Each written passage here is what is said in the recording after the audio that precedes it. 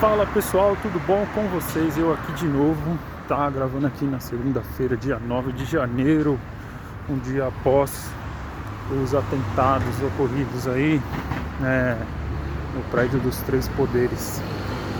Pessoal, vou gravar aqui antes de ir para casa, né? Fazer uma caminhada aqui, voltando para minha casa, do trabalho para casa, né? Eu queria fazer esse vídeo curto aqui para poder falar sobre a questão da diferença entre memória e história. Eu acho que eu já abordei um pouco desse conteúdo aí em alguns vídeos anteriores, mas só para reforçar mesmo, o que acontece e o que nós percebemos aí na sociedade atual quando se fala de história. A gente que trabalha com a história, né, professores ou historiadores ou sociólogos, cientistas políticos, como acabam abordando uma ciência que é das humanas, uma ciência que tem muito a ver com diálogo, uma ciência que tem muito a ver com estudos que acabam remetendo a um gosto popular maior, né? É aquilo, né? Por exemplo, você como professor, se você chega e fala que o nazismo era de direita, de extrema direita no caso, e alguém chega e contesta e fala que na verdade o nazismo era de esquerda, é quase como alguém chegar para um engenheiro e falar que o prédio está construído errado, sendo que a pessoa nunca teve uma aula de engenharia, né? Nunca esteve numa faculdade de engenharia, né? Por que nunca acontece disso de, por exemplo, um médico falar que o diagnóstico é tal coisa e falar que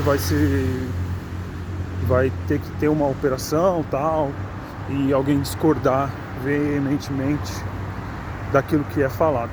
Não que não possa se procurar segundas opiniões, né? É normal que se procure segundas opiniões, até quando se fala em cirurgia, alguém vai querer ver se tem alguma outra alternativa, mas o diagnóstico dificilmente será fora daquilo que foi passado. Mas por que a gente vê esse tipo de contestação quando se fala da profissão do historiador, né? Nós não vemos em outras profissões que são mais técnicas, que tem uma questão de matemática, uma questão de estudo mais longo e que não é de tanto gosto popular assim, as pessoas querendo dar opiniões muito contrárias, né? Por que a gente vê isso na história? Eu dei o exemplo aí do nazismo sendo comparado com a esquerda, que aconteceu até recentemente aí num vídeo do Castanhari, né, Nostalgia, que eu não cheguei a ver o vídeo, tá? Comecei a ver um pouco do vídeo, mas como era um vídeo um pouco mais longo, eu não consegui assistir completamente. Mas pelo que eu vi dos colegas historiadores reclamando, parece que a equipe que ele utilizou não era, apesar de serem historiadores, era uma equipe que tinha um certo viés ali já, né?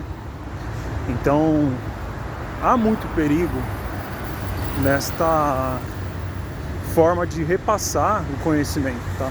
Nós temos grandes influenciadores aí, como eu posso citar aqui o canal agora eu me esqueci o nome dele, que fala de física, nossa, agora me perdoem, esqueci o nome dele, daqui a pouco eu lembro, tá? Schwarza. É SCHWARZA,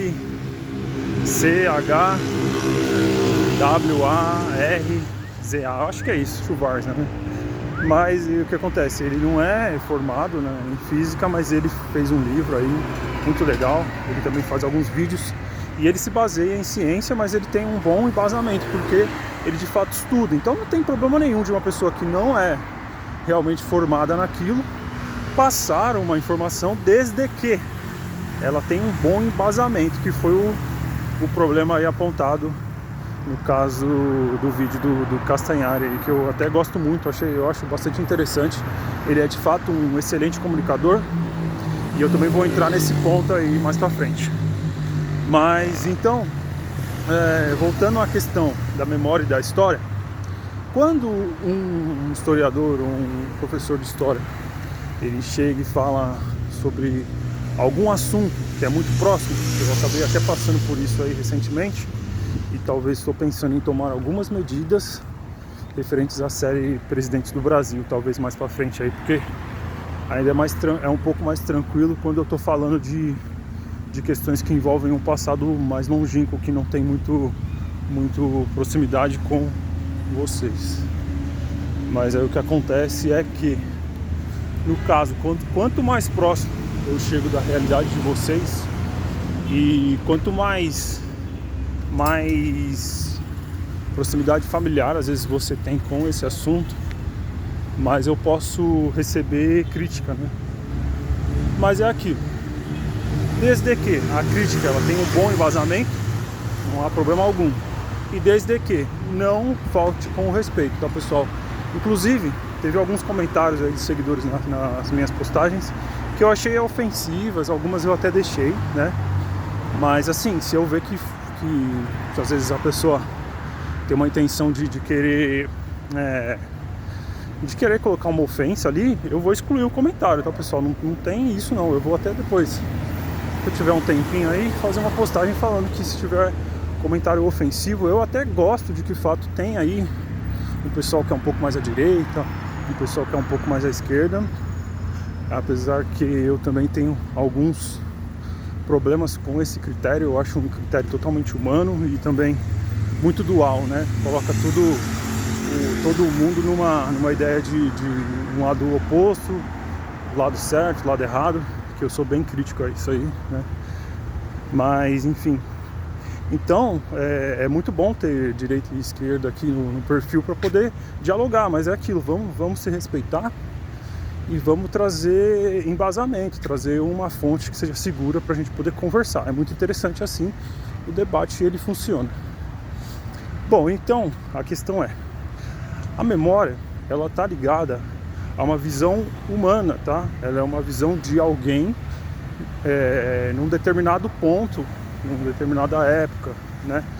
Então, por exemplo, muito do que eu vou falar mais pra frente vai entrar num âmbito em que vocês têm lembrança, às vezes, dos seus avós contando sobre a Segunda Guerra Mundial, sobre presidente da ditadura.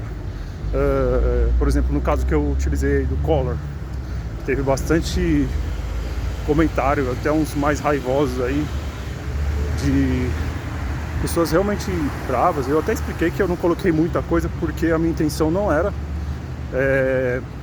colocar muita coisa ali, porque eu vou fazer uma publicação só sobre o Collor, né? Mas ali já ficou uma forma de eu perceber o quanto era perigoso ficar falando um pouco dos fatos que são mais próximos a nós.